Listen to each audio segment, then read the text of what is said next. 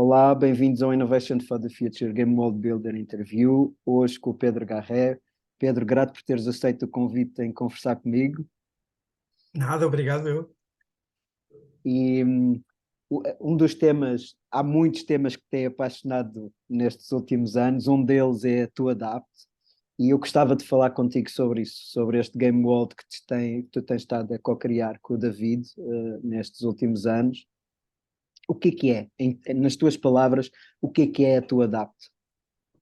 Olha, a pergunta é muito interessante porque estamos há vários anos a tentar definir o que é a tua DAP em poucas palavras. Não é fácil, mas eu acho que diria que a tua DAP são primeiras pessoas que trabalham na tua DAP.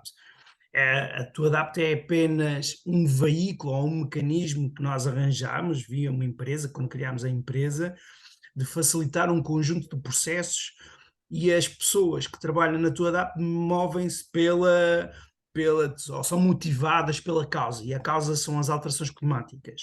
O que nós fizemos foi ligar a nossa experiência de investigação em alterações climáticas ao mundo muito mais prático, muito mais real. Fazemos esta ponte através da tecnologia, onde nós monitorizamos, avaliamos, tudo dentro do chapéu das alterações climáticas, dos Objetivos de Desenvolvimento Sustentável e na questão da gestão do risco. O risco, estamos a falar dos impactos causados pelos fenómenos, por exemplo, extremos, ou, por exemplo, fazemos inclusive modulações complexas de cenários até de longo prazo. Mas a nossa componente, a forte componente, tem a ver com o envolvimento das pessoas, com a utilização da tecnologia, sempre no chapéu das alterações climáticas e o desenvolvimento sustentável. Grato, Pedro, acho que foi claro. Podes dar dois ou três exemplos de projetos que vocês fizeram e que ilustram um pouco o leque, a variedade de temas com que vocês trabalham? Olha, sem dúvida. Um dos projetos tem tido grande projeção, chama-se ODS Local, tem a ver com uma plataforma que monitoriza ao nível municipal o cumprimento das metas dos objetivos propostos pelas Nações Unidas na Agenda 2030 sobre os Objetivos de Desenvolvimento Sustentável. É uma ferramenta tecnológica, mas é uma ferramenta de trabalho que nós desenvolvemos para os municípios, para ser aplicado ao nível municipal, e essa ferramenta de trabalho permite que haja uma linguagem comum e uma métrica comum. Nós temos mais de 130 indicadores que são atualizados todos os anos, e para os 17 Objetivos de Desenvolvimento Sustentável, e é algo que tentámos fazer, foi uma ideia que surgiu no sentido de primeiro trazer os Objetivos de Desenvolvimento Sustentável para a praça pública, no segundo lugar, dar as ferramentas aos municípios para que todos eles utilizem a mesma linguagem quando falamos naquilo sobre sustentabilidade e como a medimos. Esse é um dos projetos. Outro projeto, por acaso, foi ontem também apresentar na Madeira, tem a ver com nós fazemos também muitos trabalhos de modelação pura e dura. Modelação, o que é que eu quero dizer com isto? Nós fazemos trabalhos de projeções climáticas e em ilhas é bastante complicado, e as projeções climáticas têm um problema muito grande, que é que quando nós tentamos avaliar extremos, os melhores modelos que existem neste momento são muito difíceis de nós conseguimos perceber qual a frequência e intensidade dos fenómenos extremos de médio e longo prazo. Nomeadamente estamos a falar de tempestades, ondas de calor, por aí adiante. Uhum. E então especializámos nessa componente em específico, de modelar extremos de médio e longo prazo. E com um elevado sucesso do ponto de vista de resultados. Portanto, são coisas realmente muito técnicas, mas que depois tentamos simplificar toda esta informação. Lá está, novamente, utilizamos a tecnologia para simplificar esta informação e trazer estes dados de forma mastigada, digamos assim, ou de forma acessível, para os atores que depois vão usar nos seus modelos de impacto. E nós temos sempre esta preocupação. Outro projeto, provavelmente também conheces, tem a ver com as mini florestas em ambiente urbano.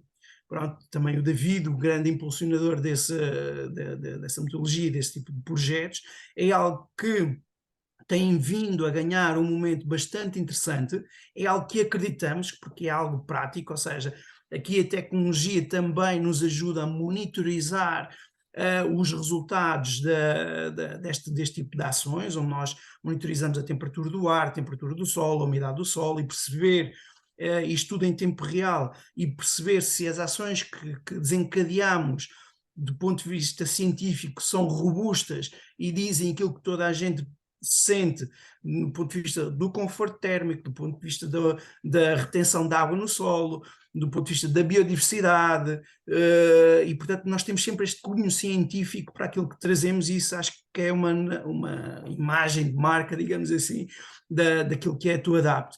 Mas tem sido também um projeto com bastante sucesso e acho bastante acarinhado também. Grato, Pedro. Acho que ficou claro o leque de coisas que vocês tocam e a natureza das vossas intervenções. Podes partilhar um pouco da vossa história? Como é que foi? Como é que vocês se conheceram? Como é que foi esta cocriação até chegar ao momento presente? Olha, é interessante, porque isto é um misto entre a necessidade e as circunstâncias. Ou seja, tanto eu como o David, e aqui eu acho que desde 2015, eu conheci o David em 2007, salvo erro, portanto já há algum tempo. Partilhámos desde cedo um interesse nato pelas alterações climáticas, mas acima de tudo uma vontade muito grande de fazer algo que tivesse impacto. E isso que é a grande motivação que nós temos. Partilhamos os mesmos valores, o que é excepcional. Temos discussões sempre super interessantes, porque ambos somos muito, gostamos de argumentar e contra-argumentar. Portanto, achamos que sempre que discutimos um determinado tema, levamos praticamente até a exaustão, e eu adoro esse tipo de conversas, nós adoramos esse tipo de conversas. Inclusive a fazemos em ambientes, por exemplo, de caminhadas, onde estamos em direto contato com a natureza, e isso inspira-nos a traçar o nosso rumo. Nós tivemos até 2017, exatamente 2017, no grupo de investigação sobre alterações climáticas na Faculdade de Ciências, liderado pelo professor Filipe Duarte Santos. Essa é a nossa base. Nós tínhamos muita liberdade do ponto de vista científico para explorar e para ganhar projetos, e projetos, muitos deles internacionais, mas o sistema relativamente rígido das universidades no que diz respeito à continuidade dos seus investigadores levou-nos em 2017 a pensar de forma diferente. Não só é trazer a nossa experiência do ponto de vista de investigação e o nosso mindset, mas para um mundo que é diferente, que é um mundo mais empresarial, mas que nós tínhamos a confiança, dentro de toda a incerteza que existe neste mundo, mas tínhamos a confiança que este era o passo certo a dar. O que é que nos trouxe? Trouxe facilidade nas decisões, trouxe facilidade na burocracia, por exemplo, trouxe uma forma de pensar também que é diferente do grupo de investigação, mas não deixa de ser bastante interessante também, e, e fomos construindo um passo de cada vez. Acho que este foi o grande segredo da Tua Adapt. É um passo, ou um passinho, eu diria, que é um passinho de cada vez. Na altura estávamos a ser bombardeados, inclusive, pela, pela, pelas circunstâncias das startups, não é? Toda a gente quer ser um unicórnio, toda a gente quer crescer de forma rápida, toda a gente quer ser a próxima grande empresa. Nós fugimos sempre completamente desse paradigma. Eu acho que nós achamos que cada passo deve ser dado, deve ser um passo pequeno, mas consolidado. Nós não queremos criar problemas e depois passar a nossa vida a resolvê-los. Não é isso que nos motiva. Eu gosto imenso de trabalhar em alterações climáticas, e a partir do momento que tanto eu como o David, e eu aqui incluo também o Paulo Vieira, que é o nosso excelente informático, desde cedo que abraçou também a Tua Adapt connosco, nós já tínhamos trabalhado com ele antes, mas nós os três em particular temos aqui a questão da causa, mas também os pés bem assentes na terra, em que gostamos de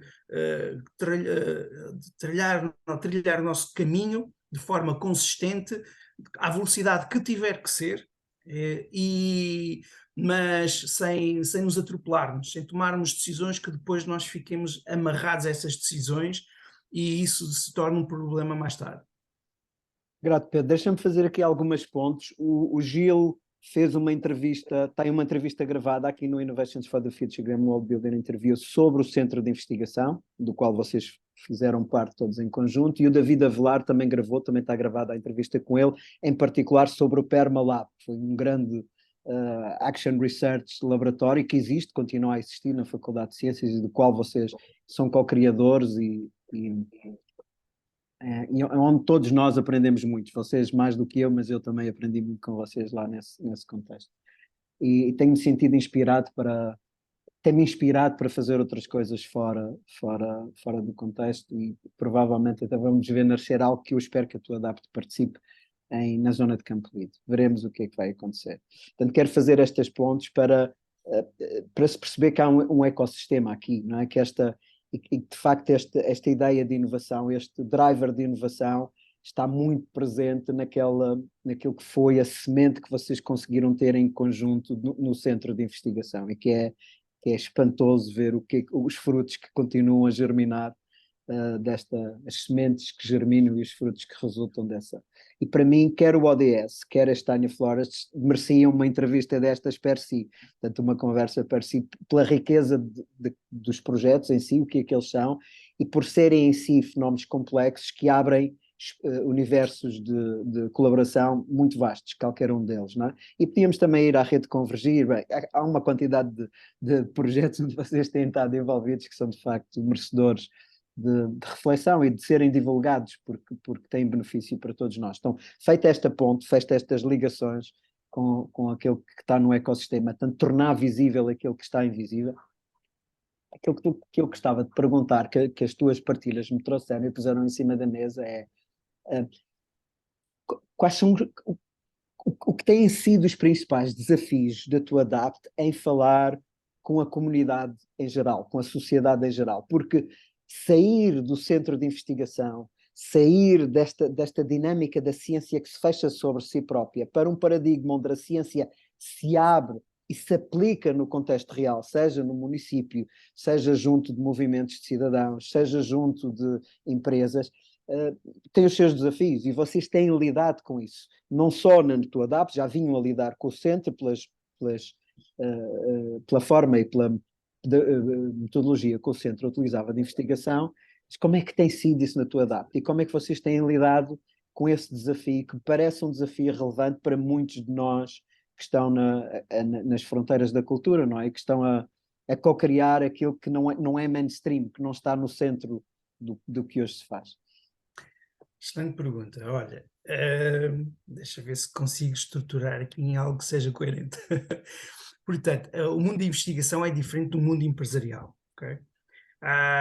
Nós realmente, o CV que nós tínhamos quando trabalhávamos em investigação era o CV na altura da fundação da Faculdade de Ciências e esse CV era o que nos permitia ganhar projetos internacionais e éramos muito bons nisso, ok?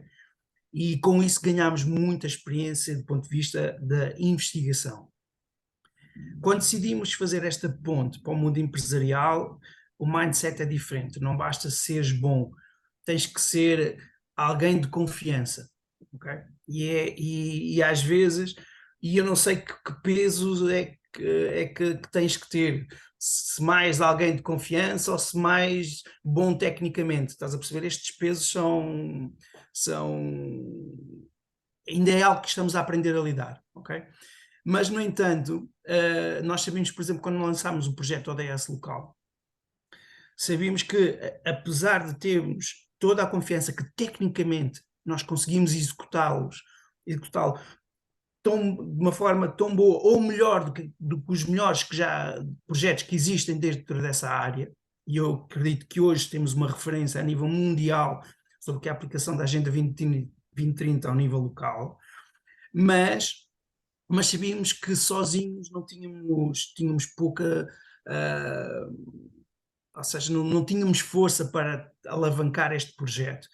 E o que fizemos na altura foi aquilo que nós achámos à partida que faria sentido, foi perguntar ao Conselho Nacional de Ambiente e Desenvolvimento Sustentável, ao CNADES, se gostasse de fazer esta parceria. Porquê? Porque eles conseguem, do ponto de vista da confiança, aquela balança da confiança, tem uma grande projeção, é uma instituição de grande confiança, e nós tínhamos uma grande capacidade técnica, e temos uma grande capacidade técnica, então achámos que seria uma parceria perfeita. É óbvio que quando nós iniciamos um processo, ao início as coisas não estão muito bem definidas, portanto nós vamos definindo o caminho ao longo do tempo. E isto pode dar para os dois lados. Pode ser algo interessante, mas que não vinga, mas pode ser algo interessante que depois tem alguma projeção e impacto na realidade. E nós trabalhamos sempre nesse sentido, ou seja, e inclusive tentar. Nós trabalhamos praticamente de igual forma na questão da confiança e na projeção, e conseguimos ligar a essa confiança e projeção uma grande capacidade técnica. Eu acho que é aqui o grande segredo, que não é segredo nenhum, é o que é, mas que do ponto de vista empresarial, para quem está no mundo das empresas, eu acho que é fundamental. Uma das coisas que nós não abdicamos é, por exemplo, de continuar a publicar artigos científicos dos resultados ou dos trabalhos que hoje em dia nós desenvolvemos. Okay? Isso para nós, do ponto de vista técnico e tecnológico, suportar tudo o que nós fazemos em evidência científica, seja ela publicada por nós próprios ou por nossos pares, para nós é determinante. E eu acho que quando conjugas estas duas componentes, vais ganhando confiança, mas tens uma capacidade tecnológica e científica forte, aí a equipa ganha como um todo. E acho que este é o grande valor e a grande aprendizagem que temos tido na tua DAP. Grato, Pedro, grato por teres trazido de forma explícita esse diálogo entre a confiança e a capacidade técnica, que me parece ser, de facto, um dos temas desafiantes para quem está a trabalhar no Hedge. O que eu tenho sentido em muitos dos projetos que estão a trabalhar no Hedge é que, de facto, têm essa capacidade de fazer ir para o novo e depois não conseguem estabelecer a ponte de confiança com aqueles que estão na cultura mais central, mais moderna, não é? E é interessante ver-te refletir sobre isso. Também disseste algo aí que eu gostava de sublinhar, porque me parece determinante e que pode ser entendido numa direção errónea, que é: nós não temos o plano definido, nós vamos aprendendo com o caminho e perceber que este é o método de quem está no novo. Quem está no novo não consegue fazer aquele planeamento by the book, como se fazia nas outras coisas, e tem que viver com aquilo que se chama com a variável da emergência. Vai aprendendo com pequenos experimentos e vai avançando aí. Aliás, o Otto chama a isso aprender com o futuro que quer emergir, não é? Para se perceber a importância desta metodologia nos tempos presentes, não é? Porque se nós já soubéssemos a solução, nós não estávamos a viver o problema que estamos a viver todos coletivamente. É porque não sabemos a solução que nós precisamos ir para a fronteira da cultura e experimentar coisas novas. Portanto, esse apontamento metodológico que tu fizeste, assim quase a passar de lado, tem ele em si toda uma filosofia, um paradigma, e eu quero sublinhar isso, porque é de facto um dos temas relevantes no nosso presente e que vocês estão a fazer com muita mestria. Eu diria que compreende-se mais que a universidade o faça, por ser o tal sítio onde se experimenta, onde se faz o novo, e é mais difícil pensar que uma empresa o está a fazer, e vocês estão a fazer quase como ponto de partida. A vossa empresa nasceu assim, nasceu como um laboratório que experimenta e que leva conhecimento para os outros, estabelecendo esta ponte, não é? esta dimensão. Portanto, grato por isso, e quero sublinhar bem este elemento, porque para mim é um dos elementos de inovação que vocês estão a pôr no nosso ecossistema e que estão a experimentar. O que é o vosso sonho? O que é o sonho, Pedro? O que é que está vivo quando vocês pensam, quando se perspectivam no futuro? Como é que vocês sonham a tua data? Olha, pá, é muito interessante isso, porque a tua DAP é uma ferramenta burocrática, ok? Que nos facilita decisões. A empresa, não aquilo que a empresa faz. O nosso sonho, a nossa grande motivação é verdadeiramente contribuir para, para que a humanidade reflita de uma forma séria sobre o impacto das alterações climáticas. Okay? Agora, estamos limitados para aquilo que nós conseguimos fazer. Mas depois, essa limitação, eu acho que não está circunscrita naquilo que eu, David, o Paulo e o resto da equipa faz, mas a nossa capacidade também de inspirar outros. E depois, a partir daí, perdemos o controle, isso é a parte positiva, perdemos o controle de uma linguagem, de uma narrativa, de um futuro hipotético, porque é assumido por diferentes atores na nossa sociedade, sejam eles no grupos de investigação, novas empresas, pessoas com grande capacidade de execução, mas que não têm uma projeção que provavelmente podiam ter, e nesse aspecto o nosso sonho é muito maior do que aquilo que nós conseguimos fazer. E temos consciência disso. No entanto, é ir fazendo uma coisa de cada vez naquilo que acreditamos. Nós achamos e estamos convictos.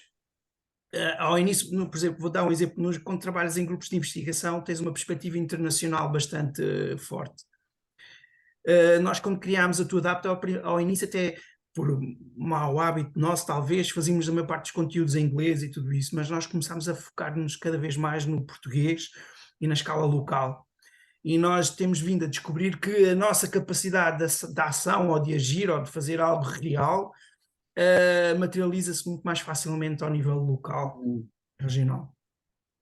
E então eu acho que se nós conseguimos influenciar tendo em conta a nossa atividade, outras empresas a agirem, mas a convergirem perante objetivos comuns, eu acho que a TuAdapt está ao alcance de fazer isso. E em parte já fez isso e está a fazer isso com, por exemplo, o projeto do ODS local. Há outros projetos que nós temos vindo a suportar e a investir, também porque acreditamos, nomeadamente na adaptação aos impactos.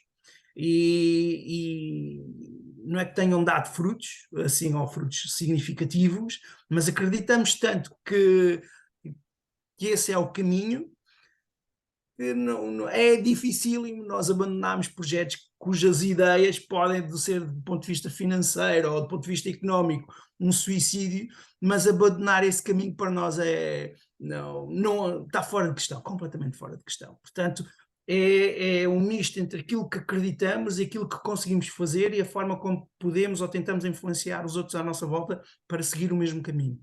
Mas, para nós, as alterações climáticas, depois a transição energética, a questão da sustentabilidade, pôr esta comunidade toda a falar a mesma linguagem, mas uma linguagem que não seja abstrata, que nós possamos medir, quantificar, aqui é a nossa bichinho científico, quantificar, que é para não criarmos uma retórica vazia, trazer esta substância ao discurso, para nós é algo que está ao nosso alcance e pretendemos continuar a fazer, sem dúvida. Grato, Pedro. Quero apreciar e celebrar um pouco aquilo que vocês têm estado a fazer, porque, como eu já disse, vários dos vossos projetos merecem per si uma entrevista, portanto, são em si game worlds que têm inovação presente e de interesse. E, portanto, este diálogo que vocês têm estado a estabelecer, o propósito que tu agora exploraste bem, já tinhas no início da entrevista posto em cima da mesa, mas que voltaste a ir fundo e a ir lá, e a forma como vocês têm trazido os diferentes constructos para o contexto da nossa sociedade ilustra bem a inovação que vocês estão a conseguir fazer, porque vocês estão-nos a pôr a falar todos dos vossos projetos e das coisas que vocês estão a fazer. Mesmo sendo um grupo pequeno, que não é muito grande, já vamos falar um pouco da equipa, mesmo sendo um grupo pequeno, vocês estão a conseguir desenhar constructos, artefactos que são realmente úteis para quem está depois a fazer as diferentes ações no terreno e nos contextos. E isso para mim é que é o tema. É a grande navegação que vocês estão a conseguir fazer neste espaço, neste campo de inovação social que nós estamos todos a viver e de transformação social que nós estamos todos a viver, é conseguirem perceber pontos de alavancagem que têm a ciência por base, mas que depois têm a aplicação e a utilidade na outra ponta. E a conseguir fazer essa ponte. E isso para mim é que é virtuoso, é que é ouro, e eu quero celebrar e apreciar-vos nesse contexto, porque sei que esse é um trabalho de muitos anos que está a ser feito, de muito estudo e de muita gente, e que vocês estão a conseguir sistematizar, porque por trás dos vossos projetos, é outra maravilha que eu gostava que tu falasses um pouco, é este universo de voluntários que estão. Portanto, há uma rede de pessoas que vão ajudar a construir as tiny forests, as pequenas florestas, como tu chamaste.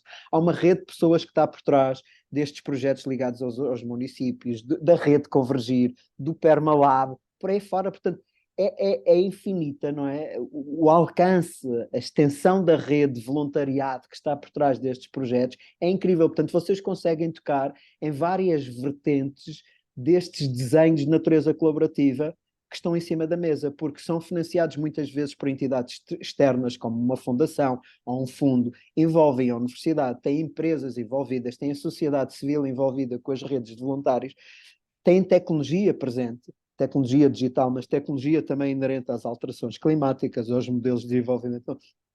Portanto, é uma ligação, uma interligação de vários fatores que estão em cima da mesa e que vocês conseguem fazer de forma harmoniosa e pôr útil. Parece simples. Quando se vê de fora, parece simples. Não é? Eu lembro-me do meu pai, quando era miúdo, de ter vindo ao circo, em família, não é? Naquelas coisas do Natal, e eu de estar deslumbrado com os trapezistas, era miúdo, pequenino, não sei, talvez 6 anos ou 7, e o meu pai dizer-me: parece simples, não é? Isso é a arte deles. Eles treinam tanto e fazem aquilo tão bem que a ti dá-te a ilusão que é simples. Isso é a excelência do trabalho deles. Então, neste caso, também devolvo-vos dessa maneira, não é? A vossa excelência do vosso trabalho é que isto parece simples. A gente olha de fora e parece simples. Então, quero apreciar e celebrar-vos nessa intervenção que vocês têm feito, com a humildade que vos caracteriza, como ficou patente aqui no vosso discurso, mas eu estou a ver e quero que os outros também vejam aquilo que eu estou a ver, que tem sido o vosso contributo e a vossa inovação, de facto aquilo que é diferente em relação ao que nós temos instituído no nosso mainstream e que quero pôr como exemplo. Grato por isso. Grato, Pedro, a ti, ao David e a toda a equipa e às pessoas que têm colaborado com a tua Adapto ao longo deste tempo.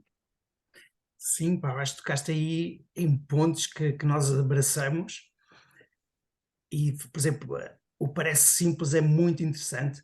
Eu acho que a minha especialidade é tentar simplificar, ok? É muito fácil complicar, ok? É mesmo, é demasiado fácil complicar. Eu acho que é por causa disso que muitas vezes somos demasiado rígidos nas decisões que tomamos, mas simplificar os processos é extremamente difícil, ok? E o parecer fácil dá muito trabalho. Mas é um trabalho giríssimo, ok? É um trabalho giríssimo. Eu lembro desde há muitos anos que eu iniciei, até na programação, o meu objetivo era tentar com o mínimo linhas de código possíveis, tentar fazer exatamente a mesma coisa. É óbvio que para um utilizador não vê o que está por trás, mas do ponto de vista de simplificação de processos, é algo que nós temos sempre em tudo aquilo que nós fazemos. Agora, relativamente às equipas e o nosso trabalho em rede, olha, nós no grupo de investigação em 2007, quando eu conheci o David, nós éramos 5 pessoas. E na altura o professor Filipe Duarte Santo disse-nos, olha, vou-me reformar, pelo que provavelmente terão que investir o vosso tempo noutros grupos de investigação, e foi assim um bocadinho pronto, não foi um choque, foi algo que surgiu na altura e nós tínhamos duas decisões a tomar. A primeira decisão era assim, vamos separar, vamos cada um fazer a nossa vida tranquilamente, ou vamos tentar, temos aqui uma equipa que achamos que é interessante, ou vamos tentar dar aqui a volta. E essas 5 pessoas realmente tomaram um conjunto de decisões importantes. É preciso salientar, nós tínhamos toda a liberdade dentro da Faculdade de Ciências para executar e decidir, e o apoio total do professor Filipe Duarte Santos, ok? Isso é muito importante, é ter esta liberdade. Tendo esta liberdade, tomámos um conjunto de decisões que fez com que, cerca de 5 anos depois, passámos de 5 para 40. Éramos 40 pessoas, ok? E isto como dentro de uma universidade, onde poucos de nós, acho que tínhamos muito poucos doutorados, não havia professores dentro da nossa equipa, porque nem tínhamos tempo para fazer doutoramentos nem nada disso. Nós fazíamos investigação, publicávamos artigos e tudo isso, mas tivemos tanto sucesso em captar projetos e participar em projetos internacionais que de repente reparámos com uma equipa muito grande, à nossa escala, 40 pessoas num grupo de investigação é significativo, mas depois com isso veio uma nova etapa que eu também achei interessante e aprendi muito com isso, foi como é difícil gerir 40 pessoas, porque num grupo de investigação os projetos têm um início e têm um fim, e normalmente quando temos um fim de um projeto há uma substituição, há uma alteração das pessoas que trabalham connosco. E nós sempre achamos isso estranho. Porquê? Porque nós passamos anos, às vezes, a aprender um determinado tema e entre projetos há ali um vazio que dificulta a continuidade das pessoas, da continuidade da equipa. E então, quando temos 40 pessoas a trabalhar em conjunto, significa que nós passamos a ter um foco não exclusivamente de investigação, para passar a ter um foco também mais ligado às pessoas, como é que nós conseguimos manter as pessoas, como é que nós conseguimos organizar para que haja uma continuidade desta equipa, não no médio prazo, mas no longo prazo. E então também descobrimos que gerir pessoas é muito complicado também. Ou seja, para quem está habituado ao seu laboratório, digamos assim, às suas experiências, gerir pessoas não é propriamente fácil para quem tem este mindset que nós temos. E isso deu-nos uma aprendizagem. Quando criámos a TuAdapt, nós viemos com esta bagagem, então uma das coisas que nós decidimos é que para continuarmos a fazer aquilo que sabemos fazer, nós temos que ter uma equipa pequena, e neste momento somos 5 pessoas. Né? Mas isso significa também que estas 5 pessoas são responsáveis por uma base que tem que ser muito consolidada. E agora estamos, inclusive, a criar um conjunto de redundâncias que achamos que é importante. Mas ter aqui uma base que é muito sólida. E esta base sólida é que irá suportar as outras instituições com quem nós colaboramos. Okay? E é e assim nós somos muitos, sendo poucos, o que é bom. Porque continuamos a fazer aquilo que sabemos fazer bem, do ponto de vista técnico, do ponto de vista da ambição, do ponto de vista daquilo que acreditamos, sem termos aquele peso, que é um peso muito grande, de ter uma grande equipa, mas que traz um conjunto de outros desafios, nomeadamente a continuidade, a faturação, do bem-estar, tudo isso, que nós não sei se estamos preparados para saber lidar. E então, sempre que surge um projeto, aquilo que está no nosso mindset é, tendo em conta este âmbito e aquilo que nós podemos fazer, quem são as pessoas certas com quem nós podemos colaborar. E esse é sempre o nosso mindset. Nós temos sempre um valor acrescentado, porque tecnicamente somos muito bons, do ponto de vista técnico e tecnológico, somos muito bons. Temos uma capacidade também acho que já temos uma confiança pelas pessoas que trabalham connosco, gostam muito de trabalhar connosco, e eu não, é verdade, ou seja, eu sinto bastante acarinhado sempre que nós sentimos bastante acarinhados sempre que há um projeto que acaba, mas as pessoas se vão embarcar novos desafios, saem destes projetos com saudade, ou então já estamos a pensar na continuidade dos mesmos projetos, e isso para nós é gratificante, é muito gratificante. Mas trabalhar em rede, em colaboração com outras entidades, seja do ponto de vista mais institucional e político possível, ou do ponto de vista de pessoas ou de associações que têm um elevadíssimo grau de motivação, mas ainda não têm a experiência necessária, okay? Nós abraçamos sempre de igual forma. Não há, é de igual forma que abraçamos sempre os desafios e estas colaborações. E, acima de tudo, nós gostamos que que a grande parte da projeção até não venha para a tua DAPT. Eu acho que isso não faz grande sentido, a projeção vir para a tua DAPT.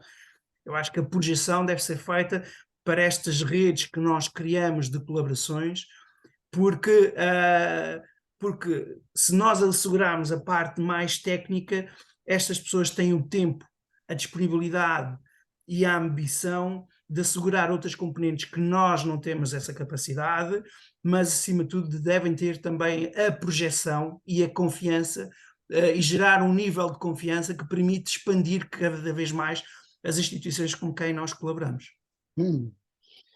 Vocês, das muitas coisas que vocês experimentaram no Centro de Investigação, foi práticas de colaboração e participação para a gestão da própria equipa, métodos como a sociocracia, o Open Space. Eu, por exemplo, fui fazer o treino de Open Space que vocês organizaram a partir do centro, que o André teve a organizar a partir do centro. Tem sido muito difícil trazer o André aqui à conversa neste fórum. Eu tenho esperança que ele venha um dia destes, mas tem sido difícil. Ele não tem marcado data.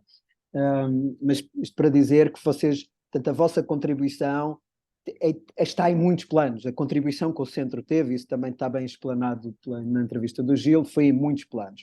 E eu gostava de perceber como é que essa contaminação, desta forma de auto-organização menos hierárquica, mais horizontal, também está presente na tua DAPT e na forma como vocês se relacionam com a rede e com quem está à volta, não é?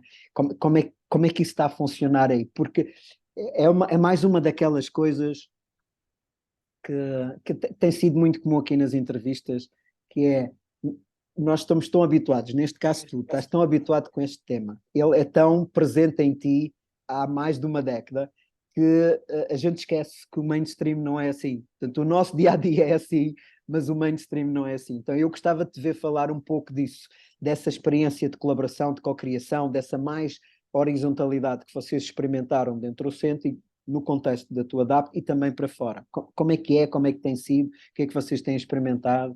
Ok. Aqui há várias peças que eu considero que são chave. A primeira é o David. David, do ponto de vista da liderança, no sentido de conduzir as diferentes partes num projeto, num ecossistema, seja o que for, a um consenso. Eu acho que o David é o nosso António Guterres, digamos assim, tem uma grande capacidade de gerar consensos. Não é fácil. Gerar consensos não é fácil. E então, essa grande capacidade que o David tem, que também é inata, tem sido, é fundamental para funcionarmos. Okay? E eu disse o David, talvez não diga para a equipa toda. E isto também é importante. Porquê? Porque a complementaridade também um dos nossos segredos. O David é extremamente a forma como comunica, a forma como interage com outras pessoas, a forma como consegue conduzir ou liderar ou inspirar outros grupos, trazendo esta confiança, é excepcional. Mas depois há outro tipo de suportes que nós temos na nossa equipa que precisam de ser complementares do ponto de vista técnico, do ponto de vista de escrita, do ponto de vista de, sei lá, de envolvimento até dos órgãos de comunicação social. Ou seja, e então esta complementaridade é que faz com que uma metodologia muito conhecida, o Dragon Dream, não é? Desde o sonho à concepção, à celebração, todas estas componentes que são trazidas e que nós fazemos de uma forma quase espontânea, todas estas fases, o nosso mindset já percebe cada uma destas fases, no nosso discurso e sempre que tentamos desenvolver um projeto, isto já está intrínseco no nosso ADN. O David aqui faz sempre um papel extraordinário, mas depois temos também aquele suporte da equipa técnica, eu faço parte mais deste suporte da equipa técnica, que permite uma materialização daquilo que sonhamos. Okay? E acho que é esta conjugação boa que nós temos, o sonho é o limite e nós acreditamos nisso, mas se nós ficarmos só pelo sonhar, as coisas não se materializam.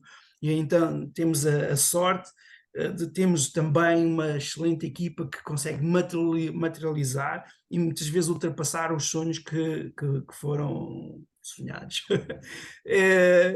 E então, pronto, isso eu acho que é este grau de complementaridade e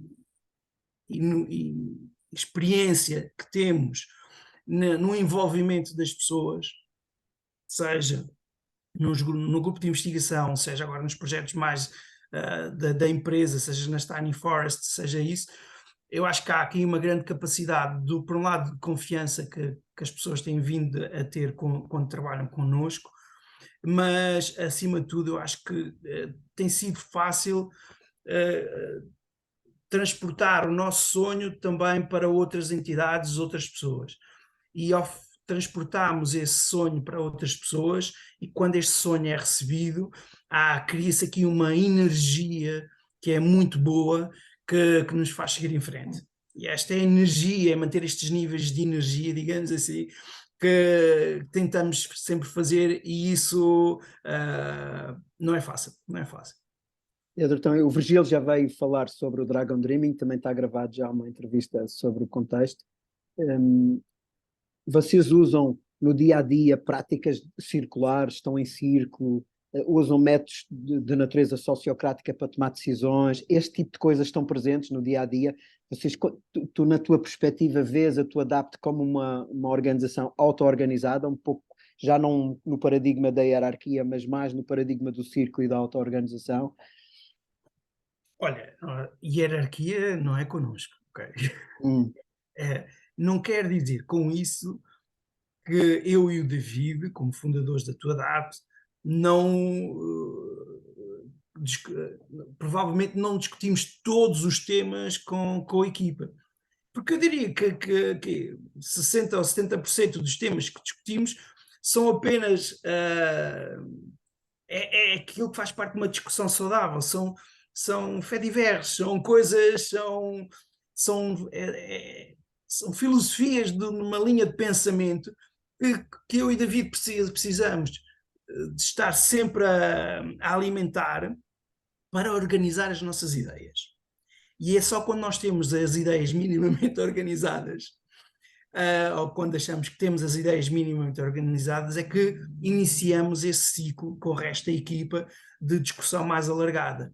Mas antes disso, eu e David temos de ter as ideias organizadas, o que também não é fácil. Até porque eu adoro discutir com o David, eu digo discutir às vezes de falar, porque às vezes nós temos também uma característica muito interessante, que é às vezes, para quem está de fora, as nossas discussões parecem acesas, mas depois somos como as crianças, não é? Parece que num dia andamos à bullying, no dia seguinte nada aconteceu no dia anterior e continuamos aos beijos e aos abraços.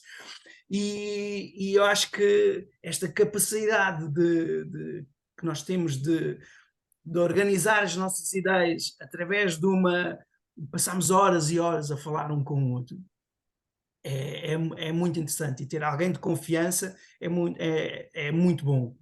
Por outro lado, sempre nos disseram que trabalhar com amigos ou com familiares nunca é boa ideia. E eu sempre tentei contrariar, não sei porque é essa ideia. Eu adoro trabalhar com amigos por causa desta questão da discussão. Eu percebo que nem sempre é fácil ou que não possa resultar sempre. Mas eu acho que tentámos sempre contrariar isso, e o resto da equipa são nossos amigos. E, portanto, todas as decisões sobre aquilo que a gente vai fazer no futuro e como, a partir do momento que as ideias estejam arrumadas, a participação é de todos. E de igual forma, como somos uma equipa extremamente complementar, quando passamos da parte do sonho à implementação, existe aqui um encaixe perfeito na execução daquilo que sonhamos. Mas acabamos todos por discutir também filosoficamente, no âmbito do sonho, aquilo que gostávamos de atingir com um determinado projeto, mas e isso estavas a falar se é feito em círculo ou não, acho que é mais feito em Zoom, mas às quintas-feiras juntamos-nos todos para manter esta parte mais pessoal, esta ligação pessoal entre todos, e pronto, e sem querer, sem me perder um bocadinho aqui na conversa, porque essa é uma parte nunca pensei muito sobre isso, está intrínseco em nós, mas não temos hierarquias, que era uma das tuas perguntas. Não há esta questão da hierarquia, não existe assim uma partilha de responsabilidades. No sonho tentamos sempre ao máximo que, não tentamos, ativamente incentivamos a que o sonho seja partilhado, que haja essa energia da partilha do sonho, mas depois todos nós temos a consciência que, do ponto de vista da materialização, desde que o sonho esteja bem consolidado e partilhado entre todos e definido por todos, a materialização é o processo mais fácil. Grato, Pedro. Foi claro a forma como vocês estão a organizar e aquilo que é a dinâmica, ou pelo menos para mim ficou claro aquilo que é a dinâmica. Gostava de te falar um pouco de ti. Como é que tu cuidas de ti neste percurso, não é? Como investigador, como homem, como empreendedor. O que é que tu fazes para te manter íntegro, para todos os dias acordares e cuidares da tua energia e teres energia para o que se segue, para nutrires as relações que são importantes para ti? O que é que tu fazes? Como é que tu cuidas de ti neste processo? Olha, isso aí... Portanto, vamos lá ver. Como é que eu cuido de mim neste processo? Eu sou uma pessoa muito curiosa, ou seja, gosto de estar, não gosto de um tema em específico, gosto de vários temas e o meu cérebro está organizado para perceber como é que os diferentes temas, por mais diferentes que sejam, se ligam entre eles. Ok? Pronto. Portanto, nesse sentido, a minha curiosidade, que é a curiosidade de um investigador científico, é um driver que eu acho que é bastante forte. Okay? E isso dá-me energia. Dá-me energia ter tempo para entender o mundo que nos rodeia. Okay? O que, e cada vez mais, por mais que uma pessoa estude ou leia, ou seja curioso, eu acho que vamos estar, ou eu vou estar a minha vida toda à procura de um entendimento que acho que nunca vou alcançar, confesso. Mas este percurso, digamos assim, e olhando para trás, este percurso no meu cérebro, na forma como ele está organizado, é essencial. Este é o ponto 1. Ponto 2. Para mim, a causa é fundamental. Okay? Se o dia que eu começo a trabalhar e não tenho uma causa nobre associada por trás, eu não estou a fazer nada. O meu corpo é o primeiro logo a responder. E isso aprendi ao longo do tempo. E ouvir o nosso corpo a responder a algo que tu estás a fazer, cujo objetivo provavelmente tem um valor questionável, não é que seja uma coisa má, uma coisa boa, mas é um valor que não converge com as minhas convicções, com a causa, é algo que me faz pôr os pés bem assentes na terra quando temos a capacidade de poder dizer eu isto aceito e eu isto não quero. Não é este o caminho para onde eu quero ir. E às vezes é mais isso. Acho que a maior parte das decisões não é muitas vezes para onde queremos ir, porque isso aí define-se quase que de forma orgânica, mas é o caminho que nós não queremos ir. E dizer não a esse, ou melhor, estar atento a esses caminhos e dizer, não é este o caminho, porque isto pode entrar em conflito com aquilo que é o meu papel, digamos assim, neste mundo. Portanto, isso traz-me paz interior. Por outro lado, e agora em terceiro, outra coisa que me motiva imenso é, sozinhos, por muito bons que nós sejamos, do ponto de vista desde o técnico ao filosófico, não vamos a lado nenhum. Tu tens uma equipa que partilha os mesmos valores e que é complementar, é um game changer, ok? É completamente... a grande motivação. Porque às vezes nós temos grandes ideias, grandes ambições, do ponto de vista pessoal, não quer dizer que tenham um impacto global ou nada que se pareça, mas podemos ter ambições que, se não tivermos uma equipa complementar, elas não se realizam. E ter essa complementaridade na equipa, seja interna, seja depois através de colaborações, é essencial. Sempre, olhando para trás, sempre que me vi praticamente a trabalhar sozinho, passado um mês eu mudava, eu ia para outro sítio, não conseguia, fisicamente não conseguia. E, portanto, estas três componentes para mim são importantes, os valores que tu defendes, a equipa também, a complementaridade da equipa com quem trabalhas, tu te sentiste bem na equipa que tu estás a trabalhar, ter sempre e a curiosidade, seres movido também pela curiosidade, são as três componentes que me dá bastante energia e que permite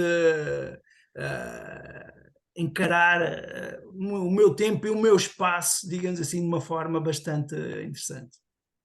Obrigado, Pedro. E que outros elementos tu tens, vamos chamar de uma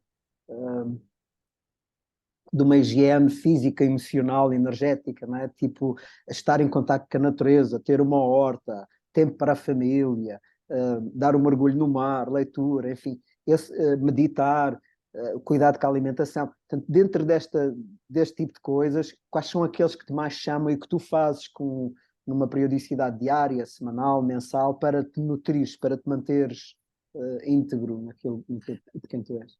Olha, é interessante o que estás a dizer. Eu sou muito crítico também comigo próprio nas coisas que faço, às vezes nas opções que tenho. E então, o que é que eu faço? Olha, desde há muitos anos, cerca de há 15 anos ou talvez mais, que o meu meio de transporte é a bicicleta para o trabalho. Mesmo as minhas filhas, eu tenho duas filhas, desde que elas nasceram, que vão num outro lado, ainda nem havia ciclovias aqui em Lisboa, moro em Lisboa, portanto ainda nem havia ciclovias em Lisboa, já eu andava pelas ruas de Lisboa, muitas vezes até era insultado e chamado de irresponsável por ter as crianças num outro lado numa bicicleta no meio da estrada, mas isso era para mim tão natural, era tão lógico, não tem a ver com, às vezes, lá vai o ambientalista, não tem nada a ver com isso. Né? Não me via, por exemplo, a gastar 20 mil euros num automóvel para andar meia dúzia de quilómetros por dia para pôr as crianças na escola. Isso tudo fazia muita confusão. Portanto, esta naturalidade de andar diariamente de bicicleta, não só para mim é extremamente mais eficiente do ponto de vista do transporte, de chegar do ponto A ao ponto B, mas também reparo que me traz a viagem em si, me traz uma energia, e o facto de ser feita diariamente traz uma energia que eu cultivo de uma forma extremamente natural. Okay? Eu, por acaso, ainda há um bocado, nós não temos carro, nós usamos um carro do irmão da minha esposa que vive fora, e então para o carro não se estragar aquelas situações em que precisamos de utilizar, utilizamos, mas ainda há bocado estava a tentar imaginar pensar onde é que estava o carro e já não fazia a mínima ideia onde é que tinha estacionado. Portanto, para teres uma noção, eu faço muito mais quilómetros de bicicleta do que de carro por ano. E isto tendo em conta que eu passo as férias a andar de carro, ou seja, aquelas semanas de férias que nós temos, pegamos no carro para ir para o ponto A, para o ponto B, seja para onde for. E portanto, isso é algo que a bicicleta, a forma de estar do transporte, para mim é essencial. Portanto, isso é uma das coisas que eu faço. Mais coisas que eu faço. Ter tempo. Para mim, ter tempo é das coisas. Eu sempre me lutei com a questão do tempo. E o que é o ter tempo? Até eu tenho dificuldades em definir ou ir definindo o que é ter tempo. Ter tempo implica várias coisas. É que ter tempo para pensar é fundamental, ter tempo para executar é fundamental, ter tempo de qualidade para estar com as minhas filhas e família é fundamental. E a verdadeira questão no ter tempo não é tu poderes fazer isso tudo, é estás verdadeiramente presente quando fazes cada uma destas coisas. Okay? E isso para mim, é daquelas coisas que eu não faço um tique para cumprir uma tarefa, não é isso. Eu, quando cumpro uma determinada tarefa, estou realmente embebido em fazer essa tarefa. Muitas vezes as pessoas até dizem, pá, agora do ponto de vista mais profissional, quando eu não respondo aos e-mails é porque estou focado, e isso significa ter tempo. Okay? Mas isto, do ponto de vista do tempo, só para teres uma ideia, nós na TuaDapt incentivamos bastante as 32 horas, portanto há sempre um dia por semana, depende agora como é que as pessoas gerem o seu dia, mas a maior parte trabalhamos 4 dias, à sexta-feira não trabalhamos.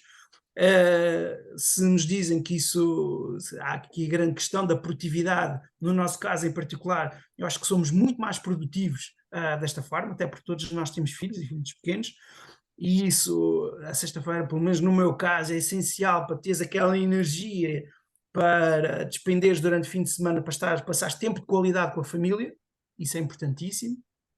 Adoro ir buscar às 5 horas, às 5 e meia, agora já estou numa fase diferente com as minhas filhas, mas adoro ter não só o processo de ir buscá-las, mas depois de estar com elas às horas em que o trânsito em Lisboa é um caos.